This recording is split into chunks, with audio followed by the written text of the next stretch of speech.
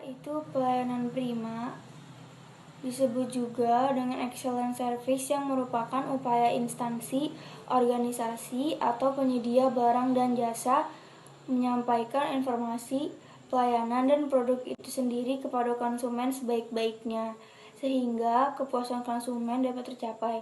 2. Kualitas atau mutu adalah tingkat baik buruknya atau taraf atau derajat sesuatu. Istilah ini banyak digunakan di dalam bisnis, rekayasa, dan manufaktur dalam kaitannya dengan teknik dan konsep untuk memperbaiki kualitas produk atau jasa yang diinginkan. 3. Kepuasan konsumen adalah tingkat perasaan konsumen setelah membandingkan antara apa yang dia terima dan harapannya. Seseorang pelanggan jika merasa puas dengan nilai yang diberikan. Harapan pelanggan. Harapan utama dari seorang pelanggan adalah memperoleh kepuasan. Perusahaan atau organisasi akan memberikan pelayanan kepada pelanggan eksternal melalui jasa-jasa pelanggan internal. Jadi, keberhasilan pelayanan terhadap pelanggan eksternal tergantung kepada kinerja pelanggan internal. 5. Jenis-jenis pelanggan prima. Pelayanan dibagi menjadi 3 jenis, yaitu pertama, core service.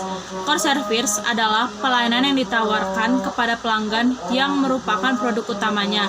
Misalnya, hotel adalah penyediaan kamar. Kedua, facilitating service. Facilitating service adalah fasilitas pelayanan plus kepada pelanggan, misalnya pelayanan front office pada hotel. Ketiga, supporting service. Supporting service merupakan pelayanan tambahan atau pendukung untuk meningkatkan nilai pelayanan atau untuk membedakan dengan pelayanan-pelayanan dari pihak pesaingnya, misalnya hotel dan restoran pada satu tempat. 6. Tujuan pelayanan prima adalah sebagai berikut: memberikan kepuasan dan kepercayaan kepada konsumen, sebagai upaya menjaga loyalitas dan tingkat retensi konsumen, membantu konsumen dalam mengambil keputusan saat bertransaksi. 7. Fungsi pelayanan prima untuk melayani pelanggan dengan ramah, tepat, dan cepat sehingga pelanggan merasa puas. Untuk menciptakan suasana di mana konsumen merasa diperhatikan dan dianggap sangat penting bagi perusahaan. Untuk menempatkan para pelanggan sebagai mitra bisnis.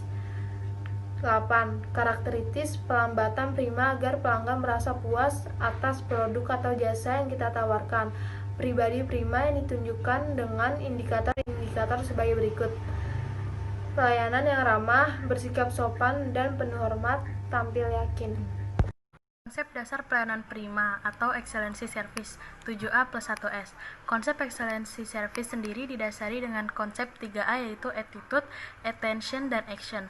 Namun, sejatinya, konsep excellent service yang baik sebenarnya didasari dengan 7A plus S.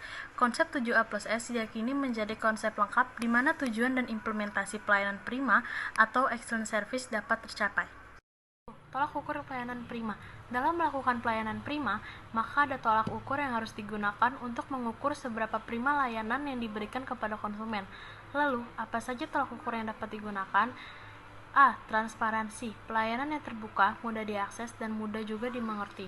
Artinya, konsumen mengetahui apa yang mereka dapat dan perusahaan mengetahui segala proses pelayanan yang terjadi. B. Tanggung jawab, yaitu pelayanan dapat dipertanggungjawabkan sesuai dengan etika, perundang-undangan, dan standar operasional pelayanan. C. Kondisi, yaitu pelayanan yang sesuai dengan kondisi dan kemampuan pemberi dan penerimaan pelayanan atau konsumen dengan prinsip efisiensi dan efektif. D. Partisipatif, yaitu pelayanan harus bersifat dua arah, di mana memperhatikan pelanggan dan lingkungan sekitar. E. Kesamaan hak, yaitu pelayanan harus bersifat adil. Artinya, pelayanan tidak memandang suku, agama, ras, golongan, dan status sosial. F. Adil, yaitu pelayanan harus bersifat adil, baik bagi pemberi pelayanan maupun penerima layanan. Tolak ukur pelayanan prima. Dalam melakukan pelayanan prima, maka ada tolak ukur yang harus digunakan untuk mengukur seberapa prima layanan yang diberikan kepada konsumen. Lalu, apa saja tolak ukur yang dapat digunakan? A. Transparansi. Pelayanan yang terbuka, mudah diakses, dan mudah juga dimengerti. Artinya, konsumen mengetahui apa yang mereka dapat dan perusahaan mengetahui segala proses pelayanan yang terjadi.